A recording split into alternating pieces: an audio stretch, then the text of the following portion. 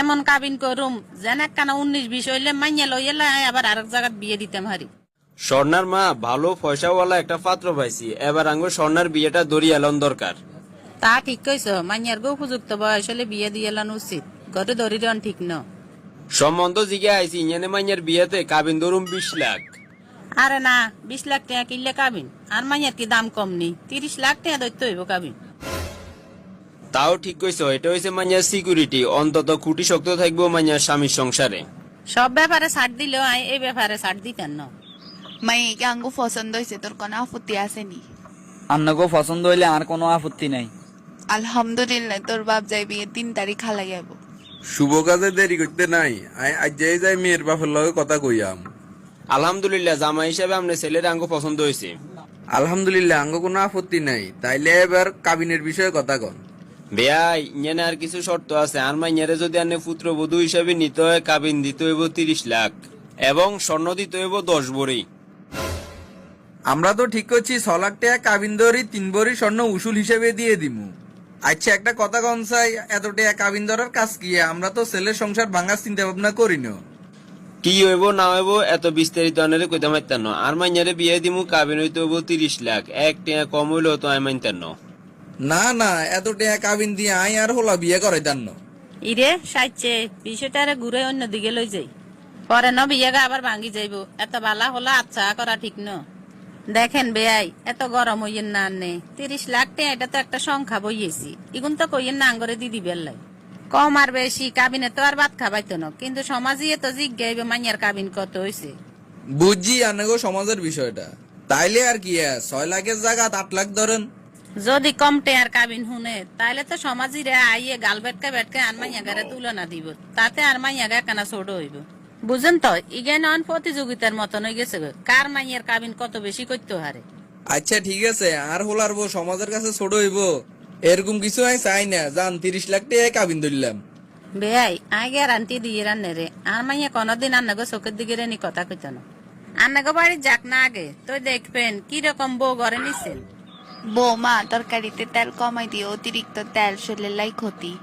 আচ্ছা ঠিক আছে, যত সব তেল কম দিলে তরকারি স্বাদ হইব নি।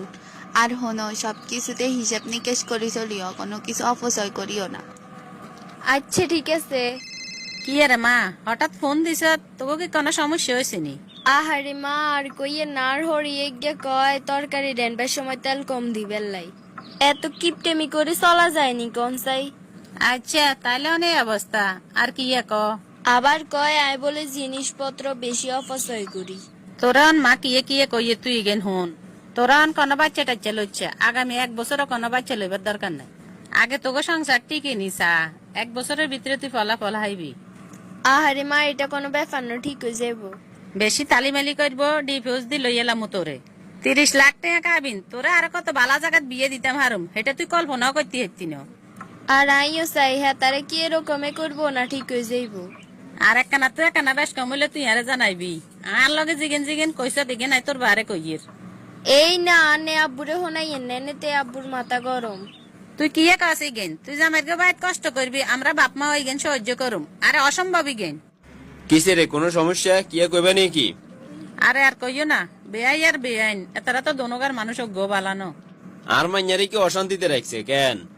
আরে আর কইও না, মাইয়া যে ফোন করি কান্দের লাগছে, হিতির হড়িয়ে কর হিতি তরকারির ভিতরে তেল বেশি দিয়ে লাইছে, তেল কমাই খাইবার লাই কর লাগছে। আবার ঘরের জিনিসপত্র বলে অনিষ্ট করে, এত হিসাব করে চললে কি জীবন চলেনি? তুই কি আরে কস? আর মাইয়া জামাইয়ের বাড়িতে থাকি কষ্ট করে, ইগারে আইজে কাইলে আইবার লাই খবর দে। আচ্ছা ঠিক আছে, আয় অনে ফোন করি এর। তোর আব্বা কইছে তোরা আইজে কাইলে আঙ্গ বাইর দিকে আইতি। এবারই তাইছি যে অল্প কয়দিন হইছে, আরো কিছুদিন হরে যামু। আরে হেতা করে যে কোনো এখন বাহানা দি তুই আঙ্গ বাইতে আয়।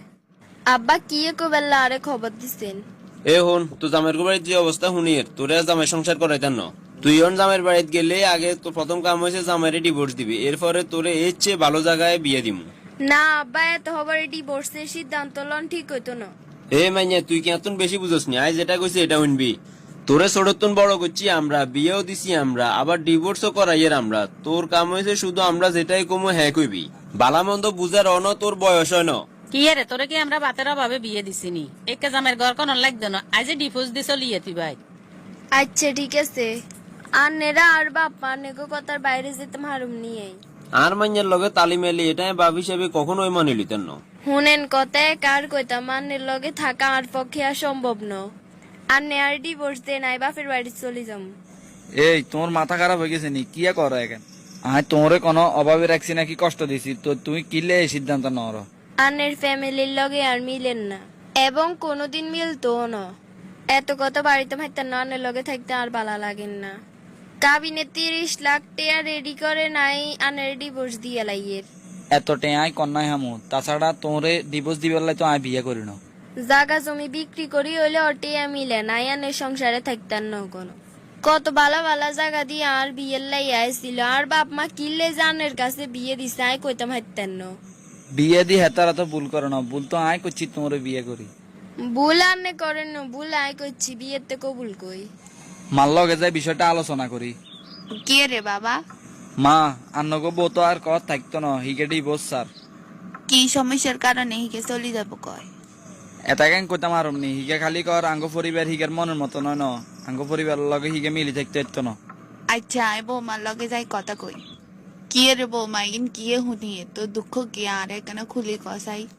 আর সিদ্ধান্ত লইয়া লাইছি আই আর এই বাড়িতে থাকতে নাই ডিভোর্স লই বাপের বাড়ি চলে যাম।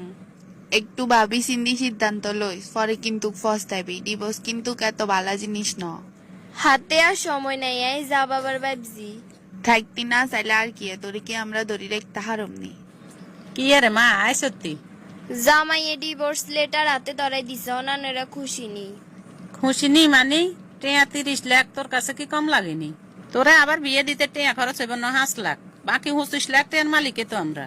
ইয়ের পরে আঙ্গ বাড়ির লগে 6 মেকান জায়গা আছে, ইয়ের লোমো আর বাকি টাকা দিয়ে তোর বাইরে বিদেশ আড়াম। কি গো আর অন তালাক কই হারে ন, আন্নেরা টিয়া কেননি কিরবেন বা করিয়া লারেন। এতদিনে নিয়ত করে নি বইয়াছিলেন কতক্ষণে আর ডিভোর্স হয়। আরে মাইয়া হন, জামাই গেলে জামাই হাইবি, হাকে দিয়ে আমরা কত গুণ টেয়ার মালিক হয়েছি এটা তোর খেয়াল আসেনি? এটা তো দেখা যায় আন্নেরা ব্যবসায় পরিণত করি এলাইছেন।